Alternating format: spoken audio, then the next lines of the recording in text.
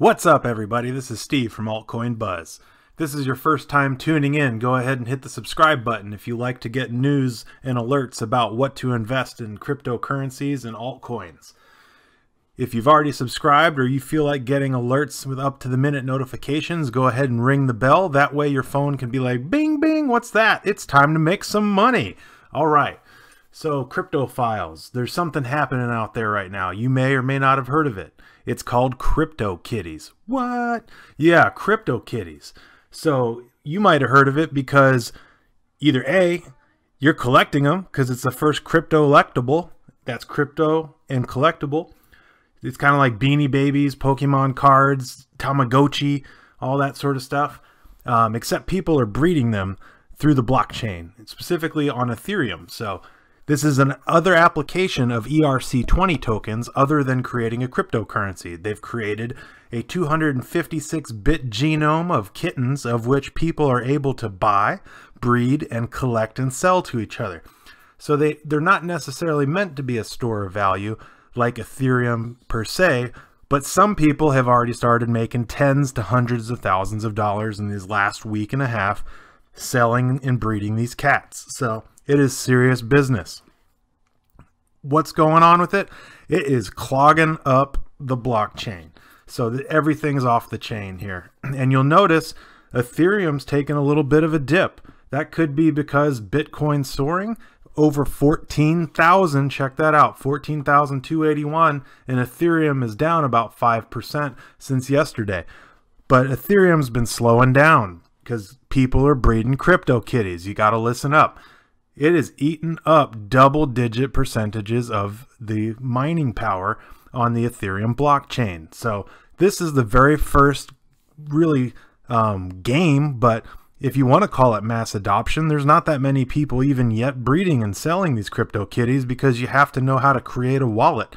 You have to install MetaMask on your browser, and you have to know how to use addresses and tokens. So this is really meant as a passive system for people who understand blockchain already to get started on the ground level.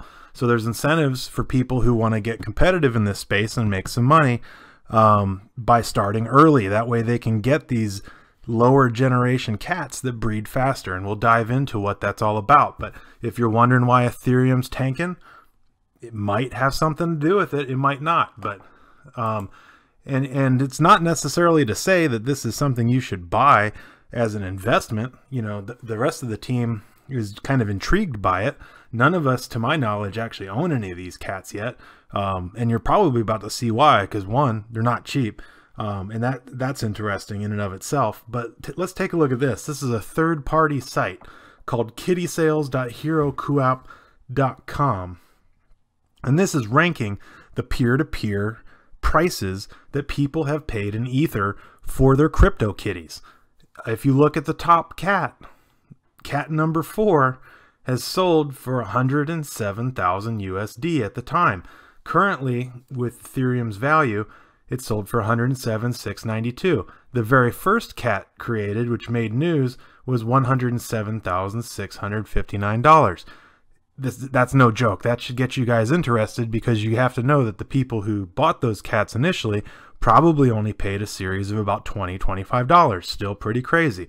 But those ID numbers signify, I believe, what sale it was or what number cat they are. So to first understand it, all these cats are unique due to the 256-bit encrypted genome. And with each of those 256 bits, they've assigned different genetic features.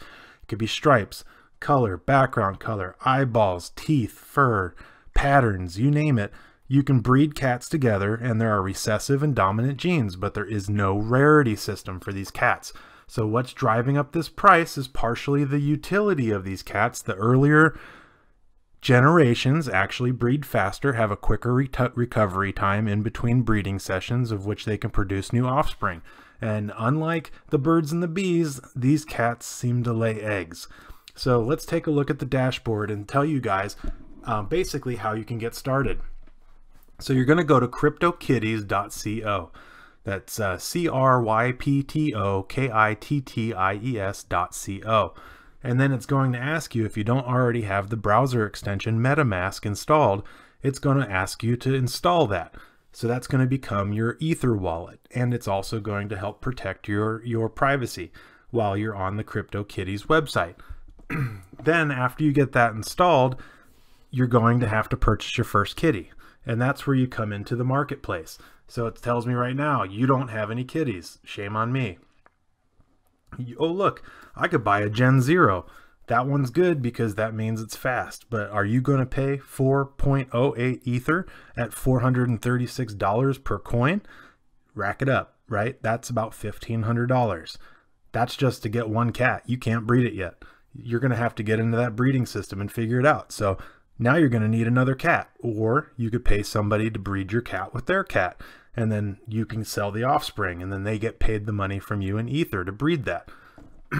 This is crazy economy here, right, guys? So let's say you wanted to just cheap out and check it out, and you wanted to buy one of these relatively cheap cats at 0.04 Ether, coming in at about $16, $17. You can get your feet wet with a Gen 16.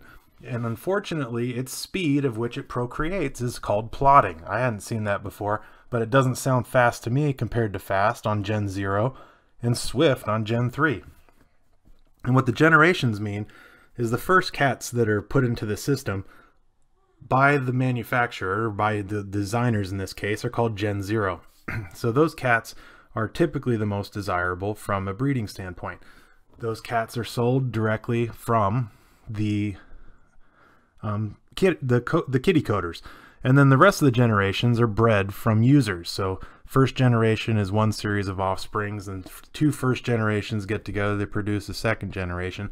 So by each generation gets progressively weirder or more unique, but they also tend to get slower. Not always true, but generally the case.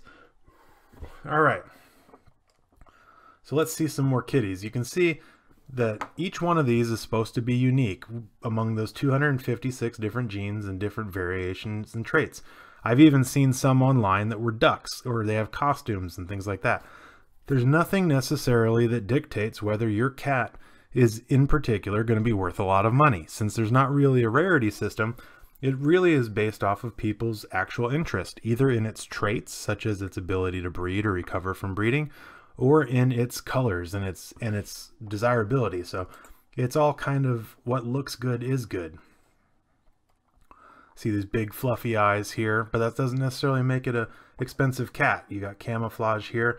It seems like early into the system, people seem to desire the cats that can breed quickly. So let's say you grabbed a cat. Now there's other things you can do here. You can do what's called siring a cat. So we have the for sale cats. These are ones you can buy. And again, they seem to all be about anywhere from 4 to, I've seen 20 Ether, which is just nuts.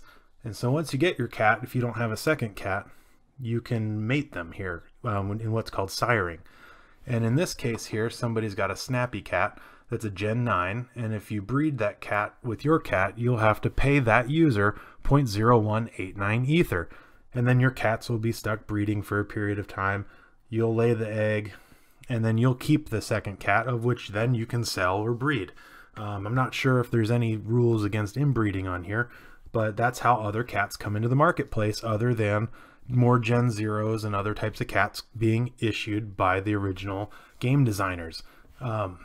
Let's go back to the amount of money that has traded hands. So this probably doesn't take into account the amount of money that's been generated by the game designers, but it does show that about $7.5 million US equivalent of Ether has been traded between users for the sale and siring of, or specifically just the sale of cats. 45,510 cats that are unique have been sold 56,373 times. So somebody's regifting and rehoming these cats. They're certainly not getting their forever homes. But if you're looking to jump in on this, comment below and let us know what your thoughts are. Do things like cryptolectables, like these Crypto Kitties, have just as much intrinsic value in the marketplace as, say, Bitcoin or Ethereum itself? Or is this actually taking it to a whole new level that makes it something that's even more desirable than a Bitcoin? Because From one Bitcoin to the next, other than it holding a market value, there's really nothing that's an identifier about it. Nothing is necessarily on the surface unique about my Bitcoin versus your Bitcoin other than how it appears on the blockchain. In this case, I don't know anybody currently accepting CryptoKitties as a form of payment, and it certainly doesn't appear to have been designed as something that was meant to be a form of payment, but they've created the Pokemon craze, that holy trifecta of what it takes to make something collectible, give it a marketplace, and drive demand for it. Will the next set be as successful? You know, what, someone going to come out with collectible unicorns or Dungeons and Dragons with cryptocurrencies or something of that effect, you know, World of Warcraft style. You know, but what it should show to you is that CryptoKitties, being the first major application to hit, with all these other blockchain applications, especially being built on Ethereum's backbone, if those end up getting mass adoption from a bunch of users like CryptoKitty is, then we're going to see the mining resources become constrained and slowing down the system, which will mean that they'll either need to increase the gas limit, the amount of ether that we pay for the mining process of transferring things, or they're going to have to increase the mining resources, which is a really daunting task given the cost that it takes to put together a mining rig and the amount of electricity that goes into the mining operations for those coins. Drop your comments below. Let us know what you think. Make sure you subscribe before you leave. Tell your friends.